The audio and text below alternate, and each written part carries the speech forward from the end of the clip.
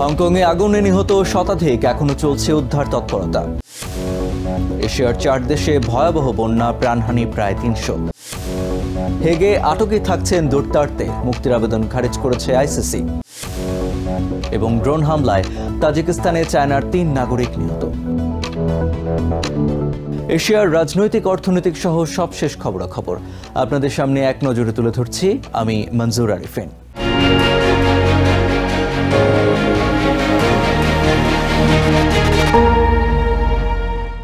চায়নার বিশেষ প্রশাসনিক অঞ্চল হংকংয়ের তাইপো এলাকার আবাসিক কমপ্লেক্স ওয়াং ফুক কোর্টে আগুনের ঘটনায় উদ্ধার ও ত্রাণ কার্যক্রম অব্যাহত রয়েছে।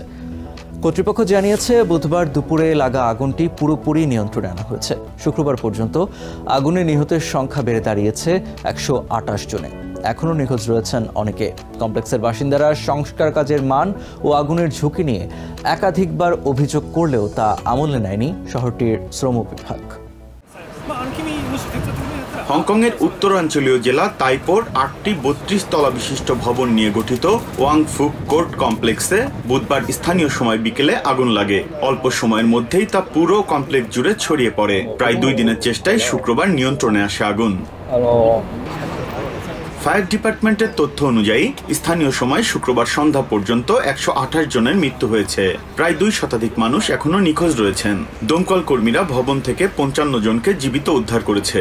শুক্রবার আনুষ্ঠানিকভাবে উদ্ধার অভিযান সমাপ্ত ঘোষণা করা হয়। মোট 79 জন আহত হয়েছেন, যাদের মধ্যে 12 জন দমকল কর্মী। ভয়াবহ এই আগুনে বাসস্থান পুড়ে যাওয়ায় নিঃস্ব হয়ে গেছেন অনেকেই। এখন তাদের সঙ্গী শুধুই কান্না আর হতাশা।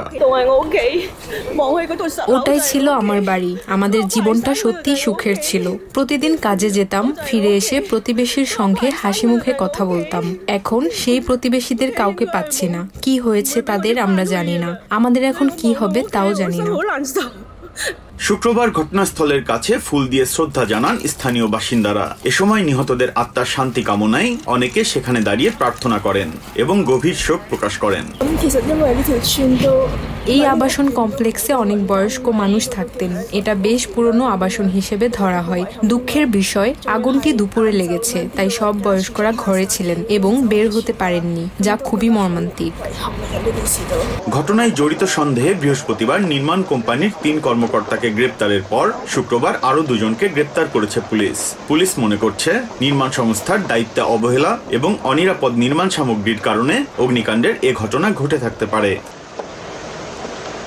বাসিন্দারা অভিযোগ করছেন, সংস্কার কাজের শ্রমিকরা মাচার পাশে বসে ধূমপান করতেন। সংস্কার কাজের মান ও আগুনের ঝুঁকি নিয়ে একাধিকবার শ্রম বিভাগে অভিযোগ করেও কোনো কাজ হয়নি। বিশেষজ্ঞরা বলছেন, এই আগুন মূলত বাঁশের মাচা এবং সংস্কারকালে ব্যবহৃত অন্য দাহ্য উপকরণ থেকে ছড়িয়েছে। সংস্কার কাজে বাঁশের মাচা ব্যবহার না করে ধাতব পাটাতন ব্যবহারের পরামর্শ দেন তারা।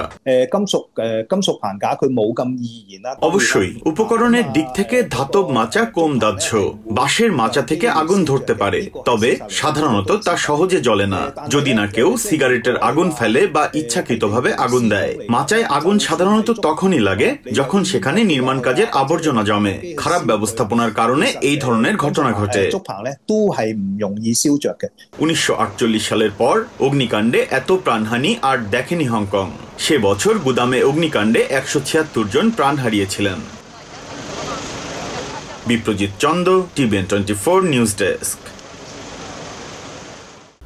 ভয়াবহ বন্যায় বিপর্যস্ত এশিয়ার 4 দেশ থাইল্যান্ড, ইন্দোনেশিয়া, শ্রীলঙ্কা ও মালয়েশিয়া। 4 দেশে প্রাণহানি প্রায় 300। এর মাঝে শুধু থাইল্যান্ডেই প্রাণ গেছে 145 জনের। এছাড়া ইন্দোনেশিয়ায় 94, শ্রীলঙ্কায় 56 এবং মালয়েশিয়ায় 2 জনের মৃত্যু হয়েছে। বন্যার কারণে সহায় সম্বল হারিয়ে ক্ষতিগ্রস্ত হয়েছেন অসংখ্য মানুষ। থাইল্যান্ডে ভয়াবহ বন্যা ও ভূমিধসে গৃহহীন হয়ে পড়েছে কয়েকশো হাজার বাসিন্দা। পানির তোড়ে ভেসে গেছে বাড়ি, জলমগ্ন রাস্তাঘাট, নিখোঁজ শতাধিক। মৃতের সংখ্যা আরো বাড়তে পারে বলে আশঙ্কা করা হচ্ছে। ক্ষয়ক্ষতির সঙ্গে পাল্লা দিয়ে বাড়ছে মৃত্যুর মিছিল। সরকারের তরফে মৃত্যুর যে পরিসংখ্যান দেওয়া হয়েছে, প্রকৃত সংখ্যা তার দ্বিগুণ বলেই দাবি স্থানীয় বাসিন্দাদের। আমার বস এই বন্যায় খুব ক্ষতিগ্রস্ত হয়েছেন। আর একজন কর্মচারী হিসেবে আমি তাকে বুঝতে পারছি। আমাদের সবাইকে একে অপরকে সাহায্য করতে হবে। এমন এক পরিস্থিতিতে পড়েছি যেখানে আমাদের কাজ নেই, আয়ও নেই, তাই আমরা নিজে থেকেই সাহায্য করছি যেন যত তাড়াতাড়ি সম্ভব আবার কাজে ফিরতে পারি। গত কয়েকদিন ধরেই এক নাগাড়ে ভারী বৃষ্টি হচ্ছে থাইল্যান্ডের দক্ষিণাংশের জেলাগুলিতে। সবচেয়ে বেশি ক্ষতিগ্রস্ত হয়েছে শংখলা প্রদেশ। পানিবন্দী হয়ে পড়েছেন প্রায় 3.5 মিলিয়নেরও বেশি মানুষ। তাদের উদ্ধার করার চেষ্টা চলছে, পাশাপাশি দুর্গতদের কাছে ত্রাণ পৌঁছে দেওয়ারও চেষ্টা চলছে।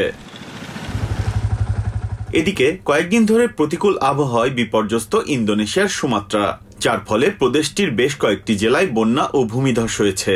এর মাঝেই ইন্দোনেশিয়ার পশ্চিমাঞ্চল জুড়ে সম্প্রতি আঘাত এনেছে বিরল ঘূর্ণিঝড় সেনিয়ার। এর প্রভাবে প্লাবিত হয়েছে নিকটবর্তী মালাক্কা প্রণালী। এতে ভয়াবহ রূপ নিয়েছে বন্যা পরিস্থিতি।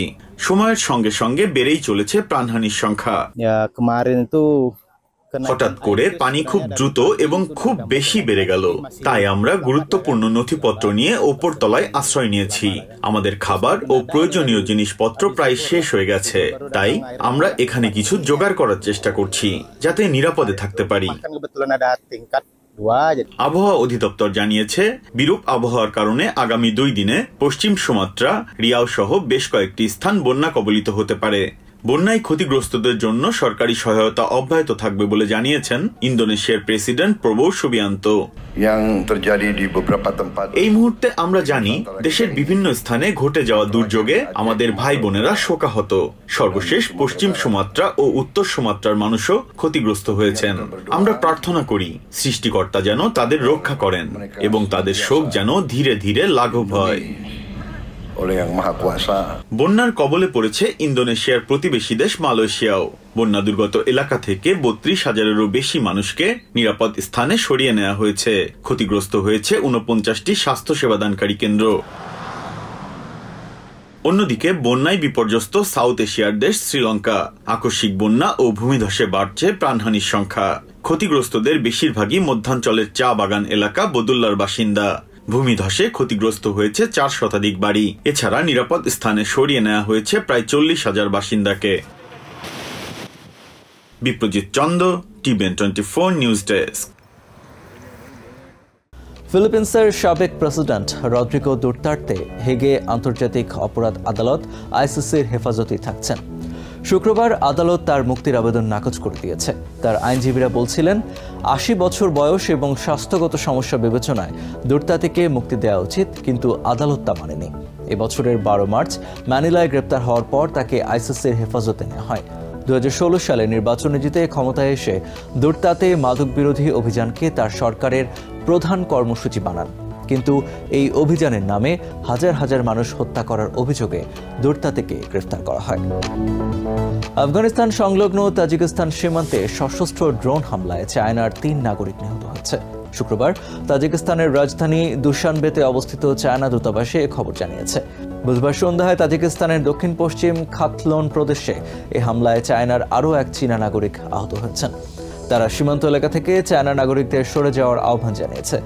তাজিকিস্তানকে ঘটনাটি তদন্ত করার আহ্বান জানিয়েছে চায়না।